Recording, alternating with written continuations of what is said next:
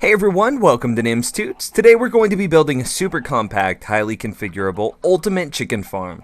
This one farm has the ability to give you eggs, raw chicken, cooked chicken, or easily breed the cedar chicken to improve the overall rates. I've also got a skyblock variant, so you can build this without the comparators. In step 1, we're going to be building the frame. This is crazy easy. We start out with a 3x4 platform, which I've already got built.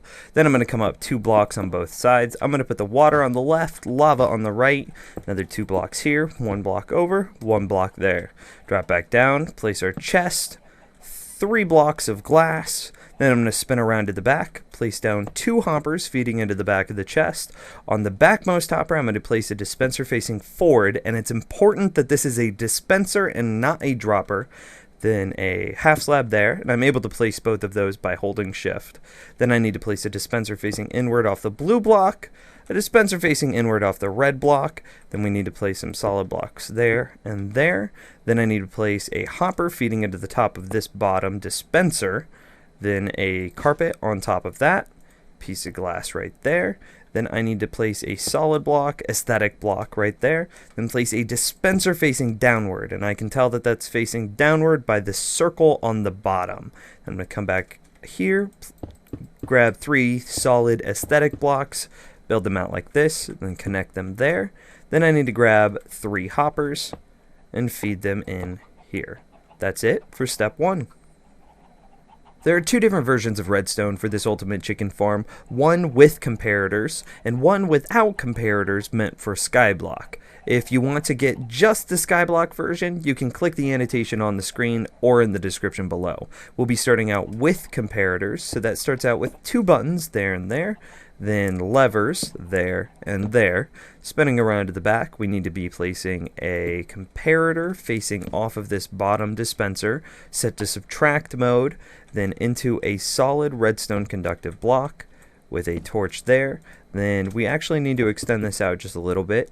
Redstone here, solid block, redstone torch there into a solid block, then a solid block here with some redstone. Now whenever an item enters this dispenser, it'll start a clock. So we now need to use this clock to power the dispenser. So we're going to put a block there, a repeater here, and then a solid block there.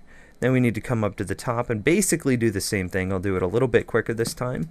Comparator set to subtract into a solid block with a torch off the side.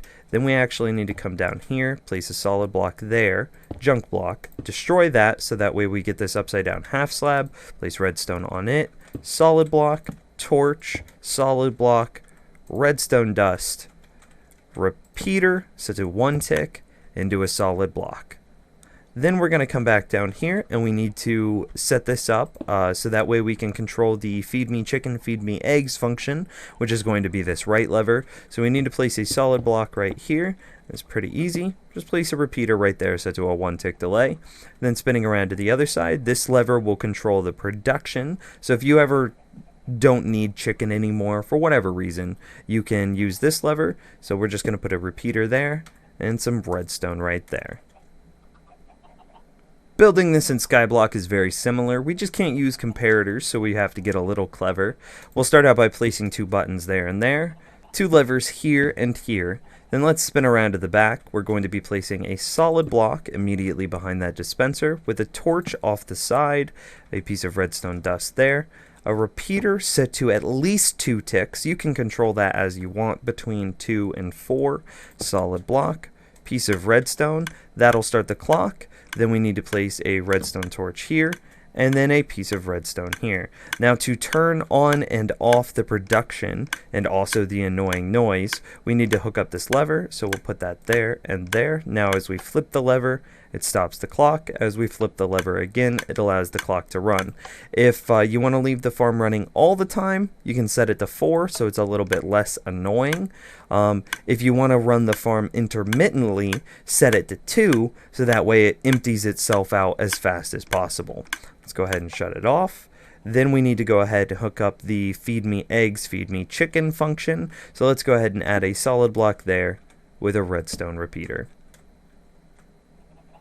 Lastly, in step 3, we're going to be throwing some final touches on the farm. The first thing I want to do is label these levers. This one's going to control production, so let's go ahead and say production on if the lever's flipped up, then production off if the lever's flipped down. This one controls if it feeds you chicken or feeds you eggs, so if it's in the up position, feed me eggs. If it's in the down position, feed me chicken. There you go. Then let's go ahead and spin around here. Blue button means we're going to be drowning the chickens with water. Red button means we're going to be cooking the chickens with lava. Then, if you ever want to get the farm started, you're going to be throwing some eggs up in here, and then the comparator will automatically detect the eggs and begin throwing them into the seeder chamber. Just add as many eggs as you want to get seeder chickens, and then if you need more eggs, you can set this into feed me eggs mode, then grab the eggs out of here and put them back into the farm. It works the exact same way in the Skyblock version, except you actually have to flip the production lever to start the clock in order to get those eggs out of there and into the seeder room.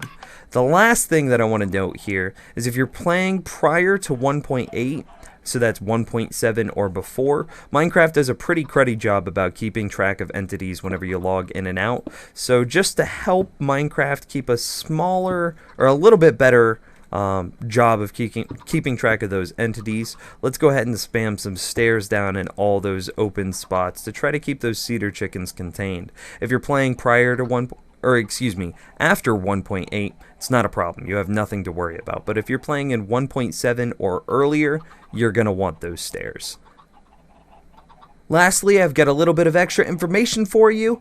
So first off, I want to touch on the rates of the farm. So it takes roughly 80 minutes to get a complete turnaround on your seeder chicken population into food.